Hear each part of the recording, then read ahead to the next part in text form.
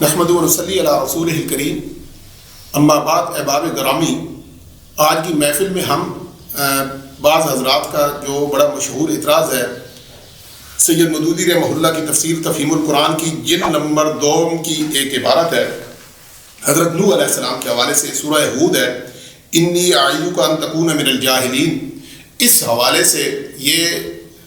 قاضی مظہر صاحب چکوالی جو تھے فارغ دارالعلوم دیوبند اور حسین مدنی صاحب کی شاگرد، انہوں نے کہا تھا کہ مولانا مودودی رحمہ اللہ نے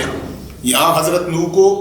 جاہل بھی کہا ہے اور ان کے ایمان کی کمزوری بھی ان کو کہا کہ ان کے اندر ایمان کی کمزوری تھی، اور یہی بات جناب لدھانوی صاحب نے بھی کی ہے اپنی کتاب اختلاف امت اور صراط مستقیم کے اندر۔ یہ الزام دہراتے رہتے ہیں، کاپی کرتے ہیں ایک دوسرے کی، اور یہی بات مفتی زرولی صاحب کا یہ کلپ آپ سن لیں، انہوں نے تو بالکل سفید جھوٹ، یہی وہی کاپی جو انہوں نے کی تھی، انہوں نے بھی سفید جھوٹ بولا، فوت ہوں گے، اللہ ان کی اس گناہ سے درگزر فرمائے۔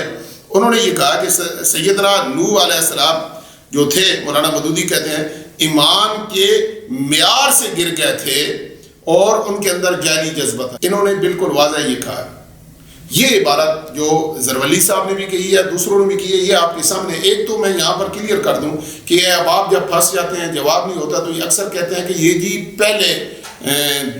جو ایڈیشن تھے ان کے اندر تھا، بعد میں عبارتیں بدل گئی ہیں۔ تو ہم نے اس پر بڑی دگ و دو کے بعد ہم نے اوریجنل پہلا جو ایڈیشن تھا 1952 میں پہلی جلد اس کی شائع ہوئی تھی تفہیم القرآن کی، اور دوسری 1954 میں، جس میں مرشد امام سید ابو الاعلیٰ مودودی رحمہ اللہ کی دستخط موجود ہے، وہ ہمارے پاس محفوظ ہے۔ اللہ جزائے خیر دے انجینئر عبدالقیوم صاحب کو، انہوں نے ہمیں وہ تحفہ دیا ہے، اور کوئی ساتھی دیکھنا چاہتا ہے یا PDF میں لینا چاہتا ہے تو ہمارے پاس موجود ہے۔ اس لیے یہ بہانہ کسی صورت آپ کا نہیں چلے گا۔ ہمارے سامنے یہ آپ دیکھ لیں تفہیم القرآن جلد 2، اور یہ انی اعیذک ان تکون من الجاہلین سید ابو الاعلیٰ مودودی رحمہ اللہ، یہ حاشیہ نمبر 50 کے اوپر لکھتے ہیں کہ اس ارشاد کو،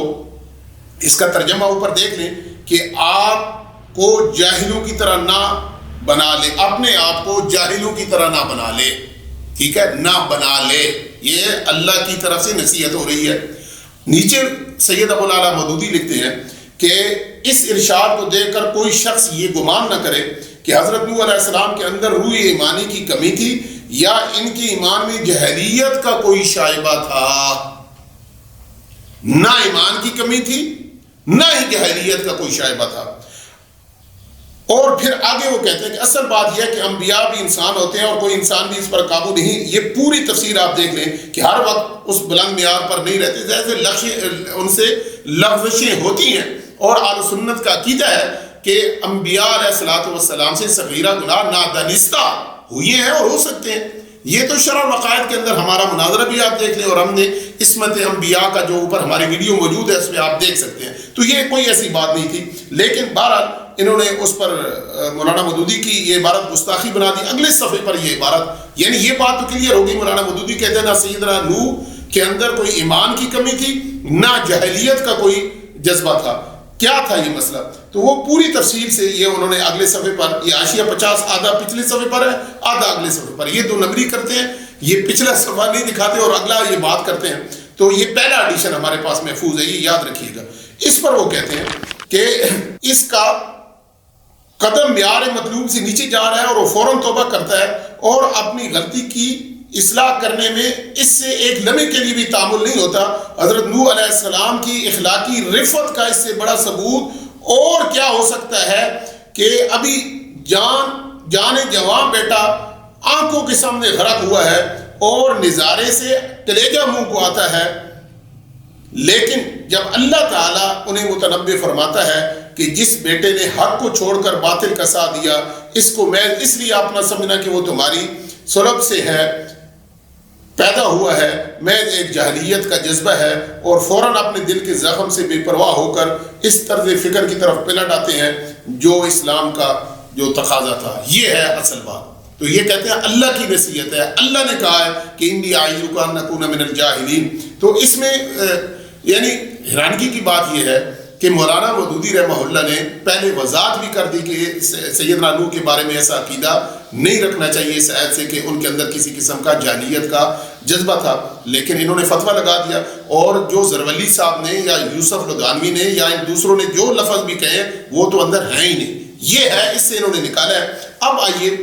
یہ ہے آپ کے سامنے تفریح، اگر یہ گستاخی ہے، مولانا مودودی رحمہ اللہ کے الفاظ کو آپ پکڑیں گے، یہ تفسیر عثمانی ہے، صفحہ نمبر 141 ہے، اس کے اوپر آپ دیکھ لیں تو آپ حیران رہ جائیں گے کہ انہوں نے کیا لکھا ہے، پوری تفصیل آپ کے سامنے ہے۔ اب کوئی فتویٰ نہیں لگائے گا مولانا شبیر احمد عثمانی رحمہ اللہ پر، یہ آپ کے سامنے میں نے کتنی دفعہ نے کہا ہے، لیکن بہرحال چونکہ ان کے اکابر نے کہہ دیا ہے تو یہ کہتے ہیں قرآن کو بھی ٹھکرا دو، حدیث کو بھی ٹھکرا دو، اکابر کی بات نہیں ٹھکرانی۔ یہ اوپر آپ شروع کریں، یہ جدھر ہائی لائٹ ہے اس سے اوپر کہتے ہیں کہ اس واقعے کا راز معلوم کرنا چاہتا ہوں، جواب ملا یہ ان کے گھر والوں سے نہیں ہے جس کے بچانے کا وعدہ کیا تھا۔ یہ پوری روایت آگے آپ دیکھ لیں، اور پھر اس کے بعد کہتے ہیں مقام تعجب ہے کہ پیغمبرانہ فراست کی روشنی میں صریح آثار کفر کے باوجود ایک کافر کا حال مشتبہ ہے، جس شخص کا واقعی حال تمہیں معلوم نہیں، اس کے بارے میں ہم سے ایسی نامناسب رعایت،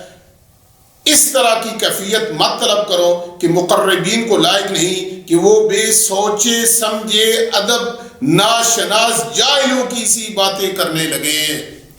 اب یہاں پر اگر کلیہ کانگریسی حضرات کا اپنایا جائے تو انہوں نے جاہل بھی لکھا ہے اور نا ادب شناس بھی لکھا ہے، تو یہ مولانا شبیر احمد عثمانی کی عبارت ہے، اس کو بھی پرکھے۔ اور مولانا مودودی نے تو وضاحت کی ہے کہ یہاں پر ایسا کچھ ہے نہیں، وہ تو گستاخ بن گئے، لیکن شبیر احمد عثمانی رحمہ اللہ کوئی مجال ہے کے اوپر یہ بات کرے گا۔ یہ آپ کے سامنے معارف القرآن مولانا ادریس کاندھلوی رحمہ اللہ کی وہی تفسیر اسی آیت کے ضمن میں کہتے ہیں، وہی جملہ یہاں پر بھی موجود ہے کہ بے سوچے سمجھے ادب ناشناس جیسے بے ادب جاہلوں کی باتیں کرنے لگے، یعنی حضرت نوح کو کہتے ہیں۔ تو یہ تو نصیحت کی جا رہی ہے،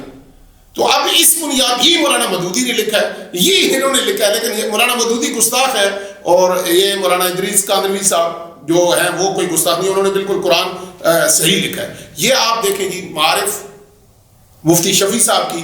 اور یہ جلد چہارم ہے، صفحہ نمبر 563 ہے، اس کی آخری لائن ہم نے ہائی لائٹ کر دی۔ موسیٰ علیہ السلام نے جو دعا مانگی تھی، اس کے بعد وہ کہتے ہیں کہ اس میں ٹائم لگ گیا، تو کہتے ہیں یعنی آپ نے کار منصبی دعوت و تبلیغ میں لگے رہیں، قبولیت دعا کا اثر دیر میں ظاہر ہو تو جاہلوں کی طرح جلد بازی نہ کریں،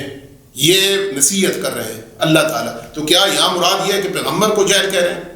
یعنی حیرانگی کی بات ہے۔ پھر آگے چلیں گے، یہ ہے بشریت انبیاء مولانا عبد الماجد دریابادی،